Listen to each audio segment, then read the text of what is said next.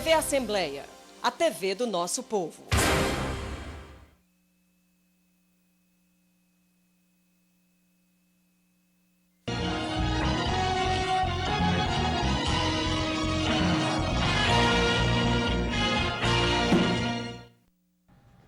Olá, boa noite. Está no ar o programa Questão de Ordem. A cidade de Fortaleza está recebendo um príncipe. Ele é o príncipe imperial do Brasil. E ele está em Fortaleza porque veio lançar o livro Psicose Ambientalista. A livraria Saraiva, inclusive, está realizando o lançamento deste livro, que é agora há pouco, logo depois aqui do Questão de Ordem, ele vai estar participando de noite de autógrafo do livro Psicose Ambientalista, os bastidores do ecoterrorismo para implantar uma religião ecológica, igualitária e anticristã.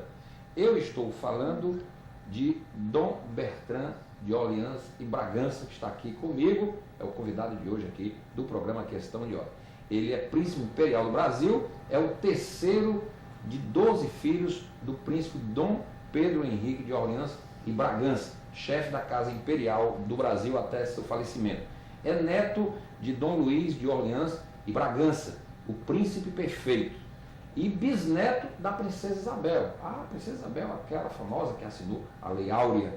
É também trineto do imperador Dom Pedro II, o último monarca brasileiro. Os imperadores do Brasil, bem como os reis de Portugal, desde o século XVII, pertenceram à dinastia de Bragança, a qual teve sua origem em fins do século XIV, na figura heróica e legendária do santo condestável em Portugal, Dom Nuno Álvares Pereira, que foi elevado à glória dos altares pelo Santo Padre Bento XVI em 2009, é santo da Igreja Católica. Por sua mãe, a princesa Dona Maria de Baviera de Orleans e Bragança, recentemente falecida, Dom Bertrand herdou as tradições da família de Wittelsbach, a Casa Real da Baviera, uma das mais antigas da Europa, remontado ao século IX. Por seu bisavô, o príncipe Gastão de Orleans, conde de, esposo da princesa Isabel e herói da Guerra do Paraguai, Dom Bertrand descende da Casa Real Francesa, provindo em linha direta de Hugo Capeto e de São Luís IX, o rei cruzado. Nascido em 1941, em Madelier, no sul da França, onde o exílio da família imperial e a Segunda Grande Guerra retiveram seus pais. Dom Bertrand veio para o Brasil logo depois do término do conflito, da Segunda Guerra Mundial, realizou estudos secundários em parte no norte do Paraná, onde seu pai se instalara como fazendeiro, em parte no Colégio Santo Inácio dos Padres Jesuítas, no Rio de Janeiro. Cursou depois a tradicional Faculdade de Direito do Lago de São Francisco, de São Paulo, formando-se como advogado em 1964. Está aqui comigo Dom Bertrand de Orleans e Bragança, príncipe imperial do Brasil. Boa noite. Boa noite. Prazer recebê-lo.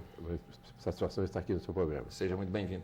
Bom, o senhor está lançando hoje, a gente já fala um pouco mais dessas questões, inclusive da monarquia. Eu queria um pouco conversar com o senhor sobre essas questões, mas eu queria começar o programa sobre este livro. Pois não. Hoje, inclusive, a imprensa destacou o lançamento deste livro, Psicose Ambientalista, os bastidores do ecoterrorismo para implantar uma religião ecológica, igualitária e anticristã. Está na 3ª edição e é lançado pelo Instituto Plínio Correia de Oliveira. O que é essa psicose ambientalista, Dom Bertrand? O que eu mostro nesse livro é que, evidentemente, todos estão interessados na conservação da natureza. Ninguém quer depredar a natureza. Mas, nos últimos tempos, criou-se uma verdadeira psicose em torno da questão ambiental. Aqui em Fortaleza, todos os habitantes daqui temos um problema aí com o Cocó. O caso do viaduto do Cocó, que não pode fazer o viaduto porque tem umas castanholas que não são oriundas da região, que cresceram depois, não tem nada de original, e para a cidade. Todo o trânsito é engarrafado, inclusive chega um pouco atrasado aqui por causa do engarrafamento do trânsito. O trânsito é uma loucura. Por quê? E não se pode ampliar as obras viárias de Fortaleza. Mas assim é no Brasil inteiro.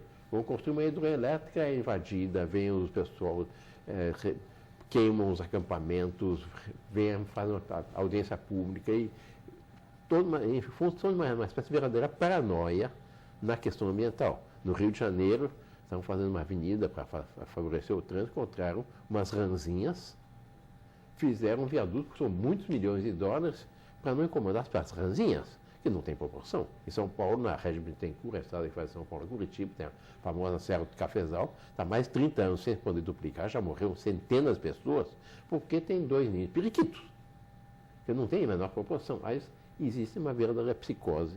Agora, o que há por trás dessa psicose? E é isso que eu procuro mostrar no livro. O que é que há por trás dessa psicose? Esse livro está na terceira edição, não é? Está na terceira edição, é um livro técnico. Normalmente um livro técnico tem 1.000, 2.000 exemplares. Esse está no terceiro, está com praticamente 20.000 exemplares. Certo. E até hoje não foi refutado. O que eu mostro exatamente é que, no fundo, para entender melhor, os vermelhos ficaram verdes. Os vermelhos ficaram verdes.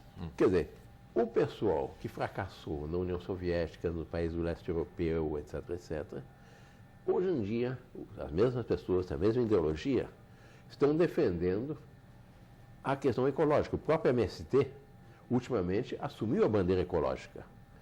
Eles vão nessas barragens, quebram os acampamentos das barragens, etc., tudo em torno da questão da ecologia. Eles vão nessas companhias que fazem estudos científicos a respeito da agropecuária, quebram tudo em nome da ecologia, dizem que é o mar verde, é o deserto verde, as plantações de eucalipto, a cana, falam, chegam a um absurdo de dizer que é preciso acabar com a monocultura no Brasil, como se houvesse monocultura no Brasil. Nós temos uma multicultura extraordinária, mas é toda uma questão ideológica. E eles, no fundo, afirmam que a natureza é perfeita e foi uma deificação da natureza. A nossa posição não é essa. Nós, graças a Deus, somos católicos e nós afirmamos, o que está nas Sagradas Escrituras, que Deus, nosso Senhor, criou o homem à sua imagem e semelhança e depois criou toda a natureza para nos beneficiar a nós, homens, para nos alimentar, para a ornamentação dos nossos jardins, etc. Mas a natureza, o homem não existe para a natureza que existe para o homem. É claro, se a natureza existe para o homem não vai depredar esse bem que Deus lhe deu. Mas essa é a realidade. O senhor resolveu enfrentar esse debate a partir de quando? Incomodado com essas, digamos assim, essa postura radical dos ecologistas? Eu passei toda a minha infância em fazenda, no Norte do Paraná. Eu só fui para São Paulo para terminar, quando eu entrei na Faculdade de Direito. Portanto, eu conheço as coisas que eu sempre gostei muito. Quando eu estava na Faculdade de Direito, já havia uma primeira ameaça ao campo, que era o mito da reforma agrária, que, aliás, é um dos maiores fracassos do Brasil. Eu até vou abrir um parênteses aqui. Eu não sei porque no Brasil a reforma agrária ela ganha esse caráter tão conflituoso, porque a reforma agrária, na verdade, ela é base, inclusive, do desenvolvimento capitalista, quer dizer, porque a reforma agrária ela não abole a propriedade privada, quer dizer. Na realidade, abole. A reforma agrária real, como foi feita, inclusive, nos Estados Unidos da América, na Europa, depois da Revolução Francesa, ela não abole a... Não, aí me permite... No Brasil, ela ganhou um componente ideológico. Ideológico, igualitário, no fundo, de índole socialista.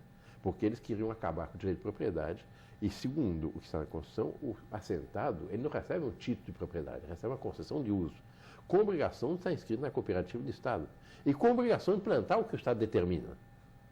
Mas nós não estamos num Estado socialista. Isso em Rússia chama kolkhoz, foi o que fracassou espetacularmente. E no Brasil, para terem ideia do porte desse fracasso da reforma agrária, nós já temos, segundo o INCRA, 87 milhões de hectares de reforma agrária. A compare com a agricultura privada. O Brasil é o segundo maior produtor de alimentos do mundo. Nós temos cerca de 50 milhões de hectares de agricultura anual, anual. Não produz nada. Não. Não. Os 87 não produzem nada. Não produz nada. Os 50 mil de agricultura anual, mais 15 mil de agricultura perene, dá 65 milhões de hectares. Com isso, o Brasil é o segundo maior produtor de alimentos do mundo. Para ter uma ideia do que é a produção do Brasil, o Brasil hoje alimenta 1 bilhão de pessoas. Nós comemos 1/5 do que produzimos. Graças a isso, graças ao progresso na agricultura, nos últimos 40 anos, a produção no Brasil quadruplicou e o preço dos alimentos caiu a metade do que era há 40 anos atrás. Esse é o resultado da iniciativa privada. Qual foi o resultado da reforma agrária? O presidente Lula se vangloriava que dava a cesta básica para os assentados. Quer dizer, nem o suficiente para alimentar-se, nem a agricultura não foram capazes de sustentar-se. Bom, Que foi um fracasso total. E depois eu completo, me permite... Isso tudo está no livro, toda essa abordagem. Uma boa parte está. A questão dos Estados Unidos, nos Estados Unidos nunca houve reforma agrária. Houve um plano muito inteligente de colonização. Colonização. Que é diferente. Na Europa também. No Japão fizeram reforma agrária. Foi um fracasso. E agora houve estudo que fazer para aumentar a produção de alimentos para o Japão, diminuir a dependência de importação de alimentos. Qual foi a conclusão desse estudo? Uma legislação que favoreça a aglutinação da propriedade. Exposição de motivos, 2 linhas com aquela pressão nipônica. O pequeno produtor tem a psicologia de subsistência, o grande da produção. Se nós queremos aumentar a produção, vamos aumentar a propriedade. Não quer dizer que só deva haver propriedades grandes, deve haver pequenas, médias e grandes vivendo em harmonia. É o que nós defendemos. Bom, Dom Bertrand, o senhor começa aqui o seu livro, Psicose Ambientalista, que está sendo lançado pelo Instituto Plínio Corrêa de Oliveira, já o senhor vai falar um pouquinho do Instituto. O senhor faz uma analogia com o cavalo de Troia. Sim. O senhor diz aqui, ecologia radical, o cavalo de Troia que as esquerdas pretendem introduzir no Brasil. Ecologia radical é o cavalo de Troia, é isso?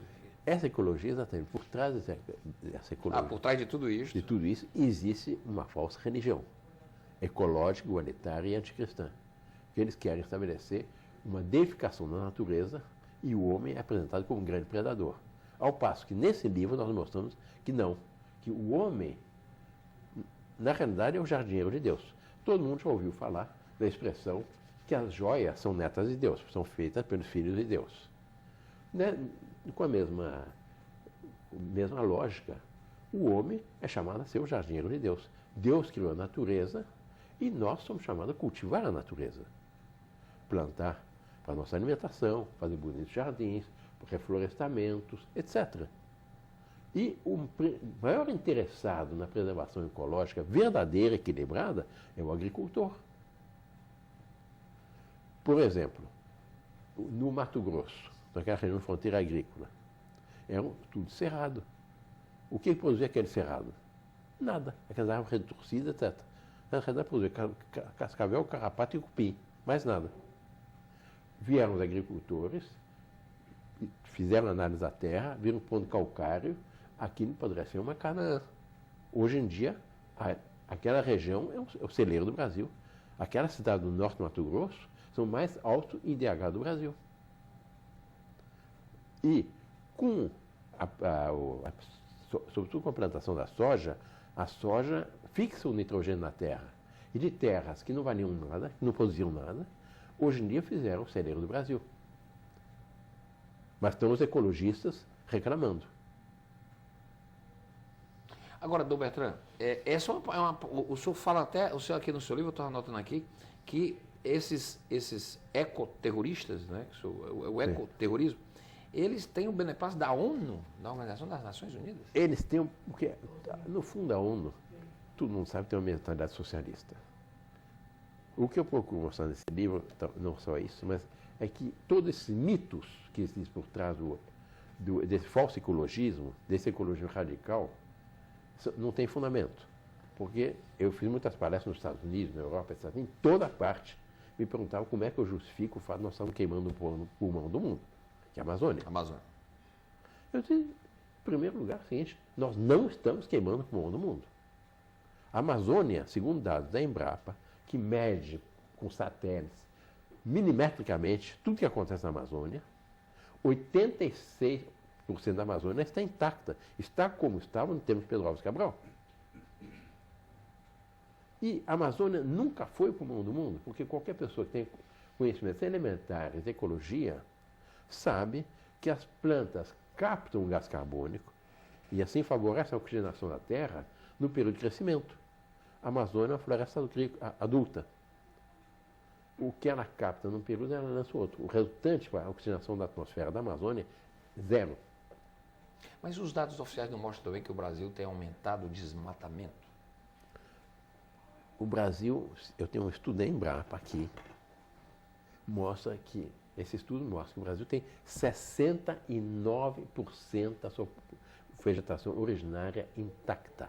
69? 69% da sua vegetação originária está intacta. 86% da Amazônia está intacta. 80% do Pantanal está intacto. Nós temos 28% das florestas virgens do planeta. Não tem fundamento Então não nenhum. há razão para esse estardalhaço Não, todo. nenhuma. Pelo contrário, é uma propaganda que se faz contra o Brasil. Quem queira internacionalizar a Amazônia, nesse livro tem várias citações do Mitterrand, do Gorbachev, do Al Gore dos Estados Unidos, que querem nos confiscar a Amazônia. Ora, a Amazônia é nossa, só nossa, e nós estamos dispostos a derramar nosso sangue em defesa da Amazônia. Nosso direito à Amazônia.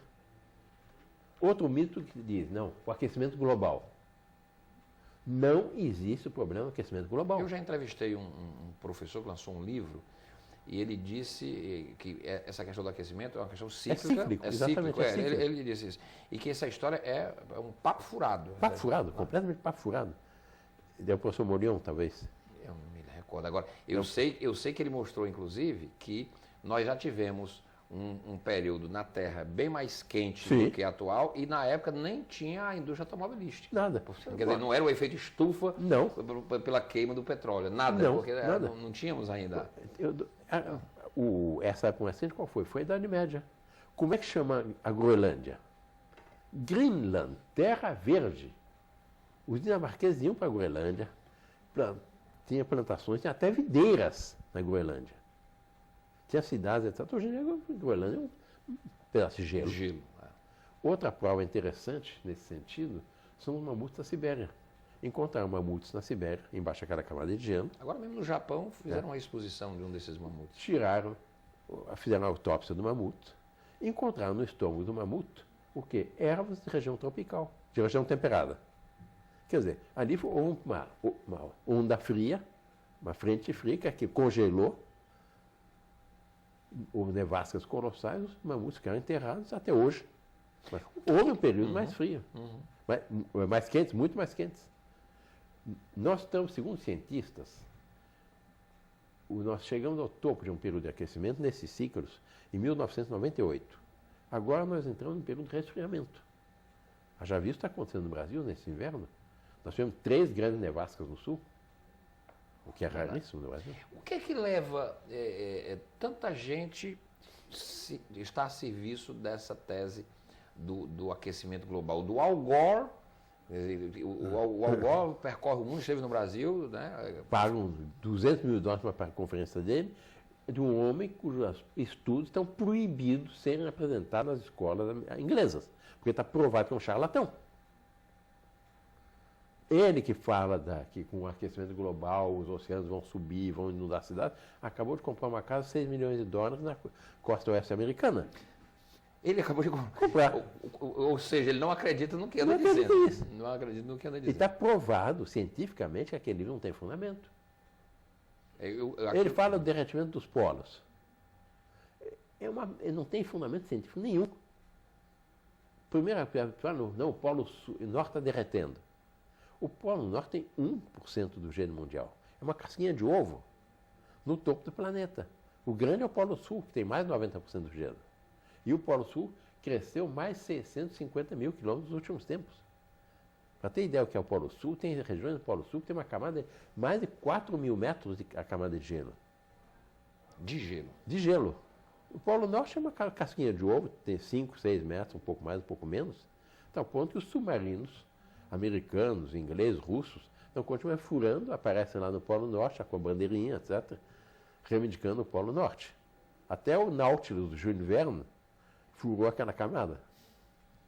Dom Bertrand, eu vou pedir aqui o intervalo. A gente já foca mais uma vez aqui o seu livro. O senhor está lançando esse livro, Psicose Ambientalista, na livraria Saraiva Meg Store, em Guatemi. Daqui a pouquinho, aqui depois do Questão de Ordem, lá na livraria Saraiva, no shopping em Guatemi. Dom Bertrand vai fazer exatamente o lançamento, a noite de autógrafo do livro Psicose Ambientalista. É um tema explosivo e que, com certeza, vai gerar muita polêmica, principalmente dos setores à esquerda, dos ambientalistas, né, que o Dom Bertrand chama aqui de ecoterroristas. Né? É um livro realmente polêmico, mas que tem o privilégio, e é importante numa democracia, de fazer um contraponto, não é, diante de algumas verdades, né, aspas, né, que se caracterizam, até se consolidam, não é, muitas vezes sem um debate mais apurado sobre essas questões. E o livro Psicose Ambientalista tem essa virtude de fazer um contraponto a tudo isto. Eu vou fazer um rápido intervalo, o Questão de Ordem volta já.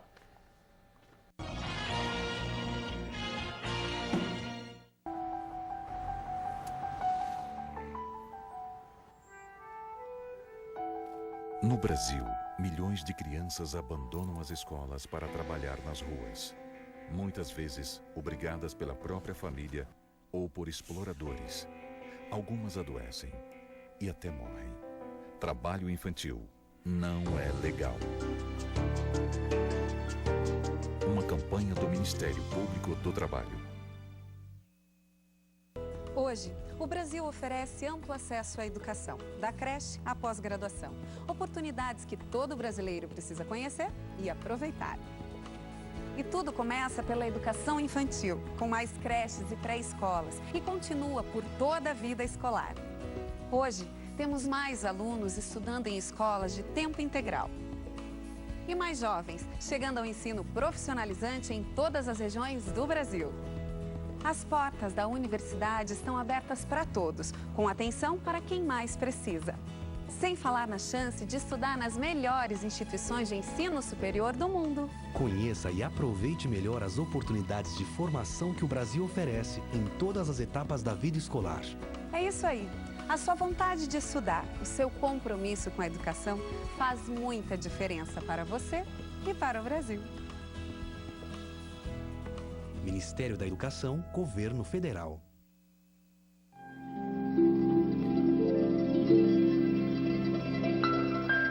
Não existe nada mais triste que uma criança sem alegria. Não jogue fora os brinquedos de seu filho. Doe e faça uma criança sorrir. Campanha de doação de brinquedos. Rotary Alagadiço.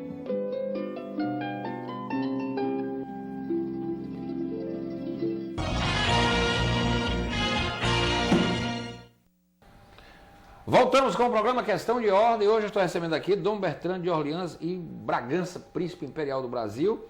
Ele é trineto do imperador Dom Pedro II, que foi o último monarca brasileiro. Aliás, no reinado do qual o Brasil teve muito progresso.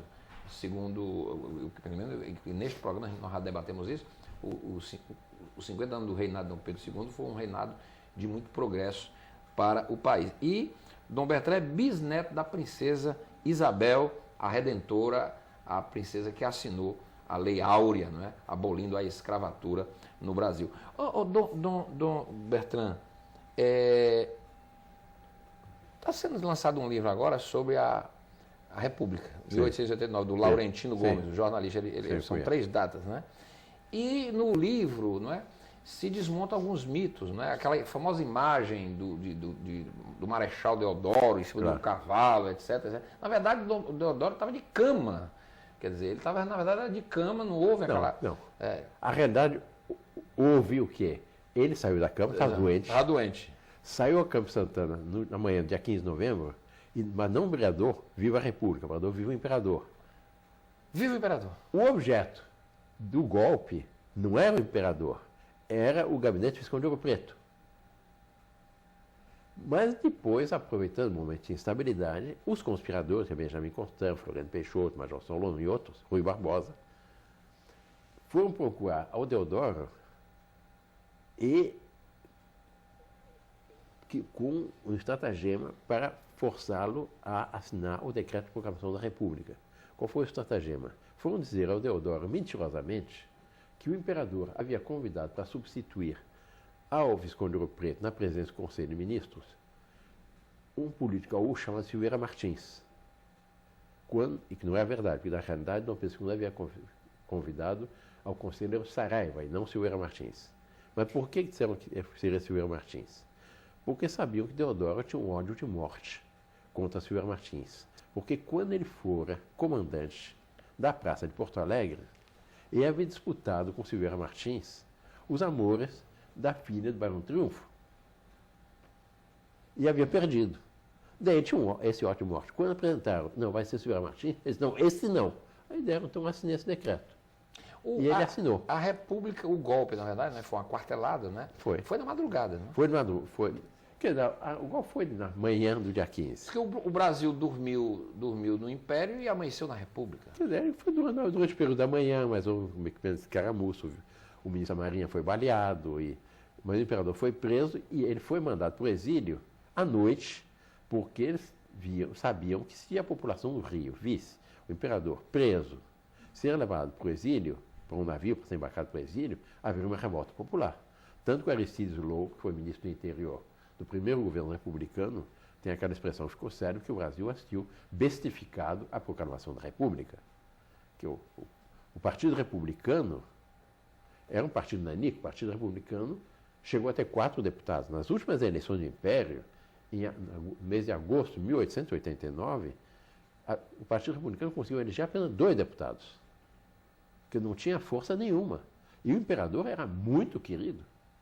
Agora, Dom Bertrand, por que no Brasil não se buscou a saída constitucional, da monarquia constitucional, que mostrou aos países que adotaram que ela é capaz de garantir muita estabilidade política, os países monárquicos? Por que no Brasil nós não, ao invés deste rompimento, desta quartelada, não aproveitamos a sabedoria de Dom Pedro II numa monarquia constitucional? Por que os políticos brasileiros... A monarquia de Dom Pedro II era mais constitucional que houve, e talvez na história, e até hoje é apresentado como modelo.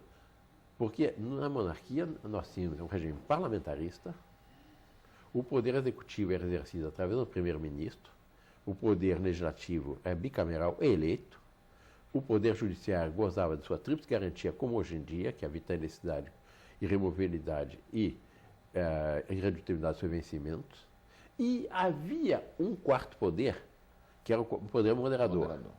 O que era esse quarto poder? Não era uma posição todo poderosa, o imperador que dava o todo poder.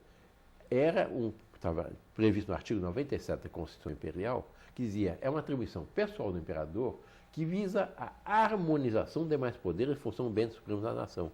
E por isso que durante o Império, nós tínhamos um regime, no sentido democrático verdadeiro da palavra, muito mais autêntico de hoje. Porque havia o equilíbrio entre os 3 poderes. O período de Dom Pedro II foi o mais longo período de instabilidade institucional da nossa história. Muito progresso. Não só progresso, mas do ponto de vista político, os calendários eleitorais eram religiosamente obedecidos. Nunca houve estado de sítio, censura na imprensa, qualquer tipo de limitação de direitos brasileiros. E isso garantiu ao Brasil exatamente a sua unidade, a sua estabilidade e a sua continuidade. Daí o progresso. Mas a tal ponto era assim que quando houve a proclamação da República, o presidente da República da Venezuela exclamou, os jornais da época publicaram, caiu a única democracia autêntica da América Latina. Foi o período autenticamente democrático, foi o Império. Havia um equilíbrio dos poderes, porque hoje em dia... Ele é fábrica de crises, né? Ué? O presidencialismo brasileiro é uma fábrica de crises. Ao longo da história se mostrou... De 89 para cá, é. Isso é uma crise atrás da outra. Isso. E a corrupção. A corrupção. Agora, por que é que a monarquia no Brasil, ela não tem, digamos assim, ela não é abraçada pelo povo, devido a essa distância? O povo abraça muito mais do que isso parece. Que é uma prova. A imensa maioria dos brasileiros assistiu na televisão o caso do Príncipe Charles, o jubileu da rainha, o nascimento do príncipe agora na Inglaterra. Então, os brasileiros todos acompanham isso como se fosse uma família brasileira, por causa do charme da monarquia. E a monarquia caiu há mais de 100 e poucos anos. Em toda parte que meus irmãos e eu viajamos, somos recebidos, convidados para programa de televisão, convidados para entrevista à imprensa, etc. Porque o substrato monárquico do povo brasileiro é muito maior. Rui Barbosa dizia que no Brasil, em todo republicano, há um monarquista que dorme. Em todo republicano há um monarquista que... E a República, com seus sucessivos desastres, está se encarregando de despertar esse monarquista. O senhor ainda crê numa possibilidade, porque teve o plebiscito, né? Que era a forma de governo e presidencialismo, república, monarquia. O senhor ainda crê ainda existe espaço para o Brasil repensar uma monarquia constitucional? Muitos perceberam se valeu a pena a República. Eu não conheço um brasileiro que diga de boca cheia que a República deu certo. Eu não conheço. Aliás, eu estava hoje num programa de rádio em que um promotor de justiça fez uma abordagem muito interessante a partir do discurso, né, da presidente do 7 de setembro, falando do orgulho de ser brasileiro. Aí ele disse, mas que orgulho é este? Aí um país que tem um dos maiores índices de criminalidade do mundo, os índices de homicídios no Brasil estão na estratosfera. Quer dizer, um país de desigualdade, pobreza, quer dizer, é uma coisa interessante. Quer dizer, a gente precisa, não é, ter muito mais para se orgulhar, não é, do país, construir muito mais coisas nesse país. Nós temos que nos orgulhar. O nosso passado imperial foi um passado brilhante. Se nós comparamos até hoje, apesar de tudo, todos os defeitos, nós temos que tomar cuidado de não jogar tanta pedra em cima da nossa pátria. Porque existe a corrupção, etc., mas tudo são coisas da República. Mas o povo é bom. O Brasil é empreendedor. O Brasil tem coisas absolutamente geniais. Basta ver na questão da agricultura. O Brasil alimenta 1 bilhão de pessoas. Agora, o Brasil tem as melhores agriculturas do mundo. O Brasil hoje é um país muito violento. Nós somos reféns de tanta violência. Bom, isso eu concordo, mas esse é problema da corrupção. Da corrupção. Da corrupção. Da droga, e a corrupção com a droga, a cumplicidade com droga, etc. Mas o povo no seu todo é bom. Essas manifestações que estão acontecendo no país, qual a leitura que o senhor faz disso? Isso vai levar o Brasil para algum lugar? Essas manifestações difusas, que indicam em violência? Eu considero que foi sumamente interessante pelo seguinte. Todo mundo sabe que o início das manifestações foi articulado. O jornal publicava até o nome do ministro que articulou a questão dos 20 centavos. Sim. Porque eles queriam ter um pretexto para fazer um plebiscito, uma nova constituinte que adaptasse o Brasil a quê? Ao Plano Nacional de Direitos Humanos, que seria a sovietização do país. Mas depois, essas manifestações foram, por assim dizer, a fagulha num ambiente saturado. Que o povo está farto de corrupção, farto desse caos. E aí saíram todas as ruas. E a tal ponto é isso que alguns partidos que tentaram se aproveitar das manifestações foram enxotados.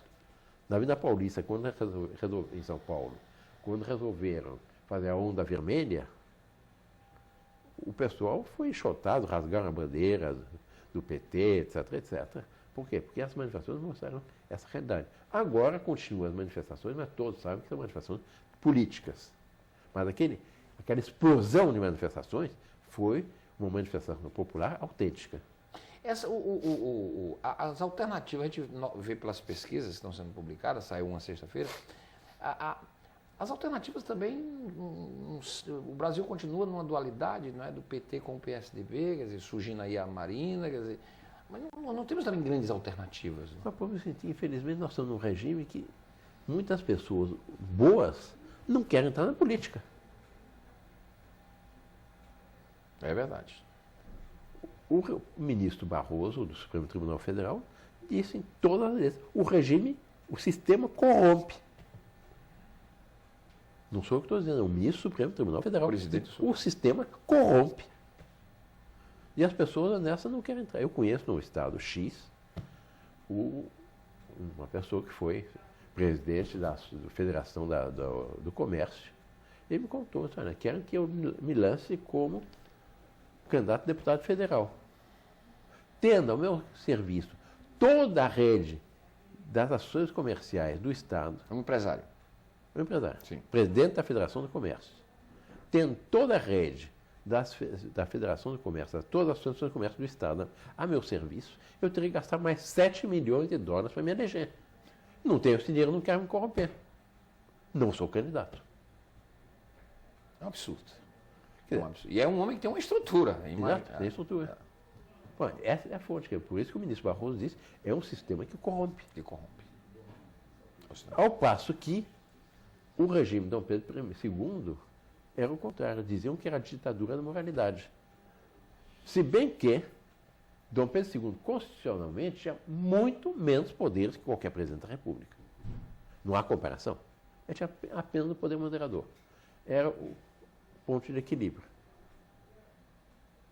O presidencialismo brasileiro, depois de 88, com a Constituição, que é o Brasil criou um sistema híbrido, né? Uma Constituição parlamentarista.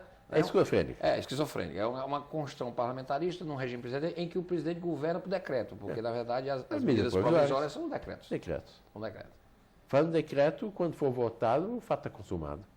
É verdade. Na realidade, no Brasil, nós não temos a divisão dos três poderes. Nós temos executivo e executivo. Como é que está sendo o impacto desse seu livro? O impacto está sendo muito bom, porque os ambientalistas têm contestado? Não houve nenhuma contestação séria. Um outro grita um pouco contra, mas ninguém escreveu contra, etc. E o livro já está com praticamente 20. Já são 3 edições. Totaliza 19 mil exemplares. E o impacto é muito bom. E nós mostramos que o Brasil, ao contrário, diz os ambientalistas, é um dos países mais bem conservados do ponto de vista ecológico. Por exemplo, fala da poluição. Sim. Todas as reuniões de Kyoto, de Copenhague, etc., para acabar com a poluição atmosférica. O Brasil está provado, sim, um dado do Embrapa, dados científicos irrefutáveis, que o Brasil é um dos países que menos polui a atmosfera. Quem mais polui é a China. São 25% da poluição mundial vem da China. Em segundo lugar estão os Estados Unidos, 19%. Em terceiro lugar vem a Rússia. Depois vem a Índia, depois vem o Japão. O Brasil, que é o quinto maior país do mundo, contribui com apenas 1,4% da poluição atmosférica.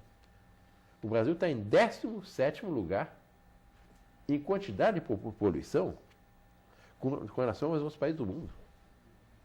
Vem os holandeses nos acusar que nós poluímos. A Holanda, descontado os países do Golfo Pérsico, é o país que mais polui per capita do planeta. A Holanda? Holanda. E os holandeses são acusados de poluição, de monocultura, etc. Eles que só plantam tulipa. Bom, no livro aqui o senhor coloca... Esse livro é interessantíssimo porque ele faz um contraponto, não é?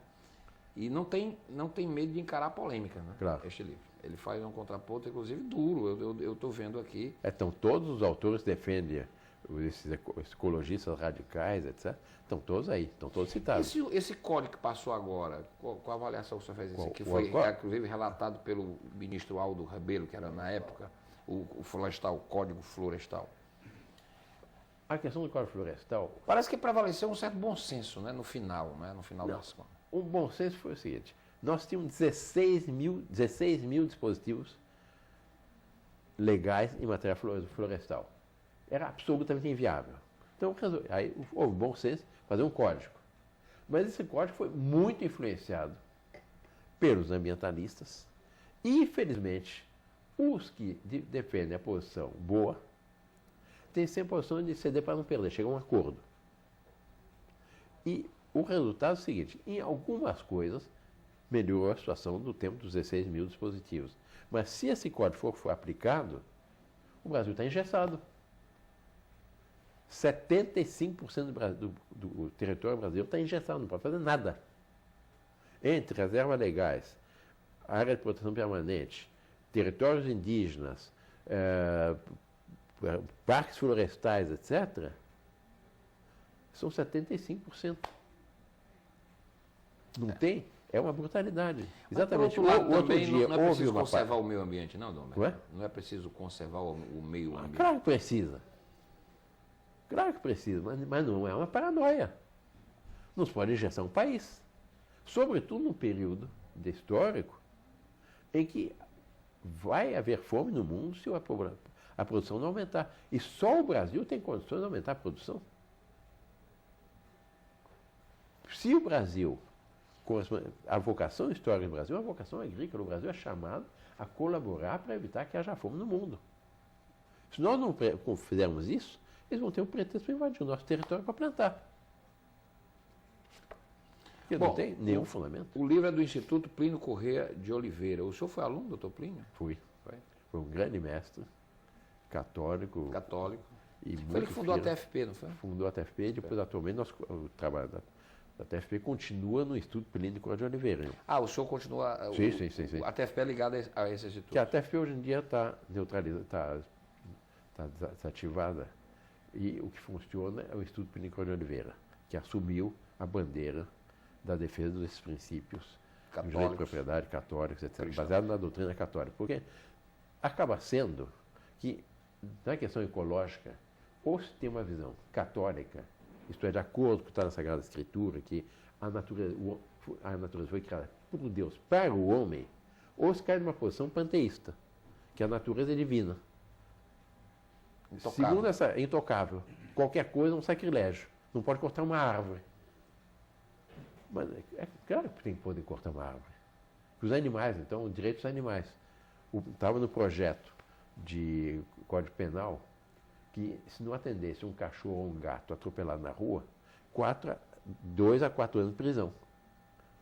Não quer dizer que ele faz judiar dos animais, mas não tem proporção. Mas porque para o animal, ele não pode tocar. Aqui tem um caso aqui em Fortaleza de um sujeito que foi condenado a mais de 100 anos de cadeia porque ele foi flagrado criando pássaros silvestres. Ele foi condenado a mais de 100 anos de cadeia. Mas, no entanto, um traficante, um bandido de alta periculosidade não cumpre esse período de cadeia. Faça o que fizer. É uma coisa absurda. O Brasil tem umas coisas... Agora, falam contra o fumo. Eu não fumo, graças a Deus, mas estão me limitando o fumo. Mas, ao mesmo tempo, estão liberando a droga. É verdade. Bom, o Psicose Ambientalista está nas melhores livrarias. Sim. Está pelo Instituto Plínio Corrêa de Oliveira. O Papa Francisco, como católico, eu queria ouvir a sua opinião sobre o Papa Francisco.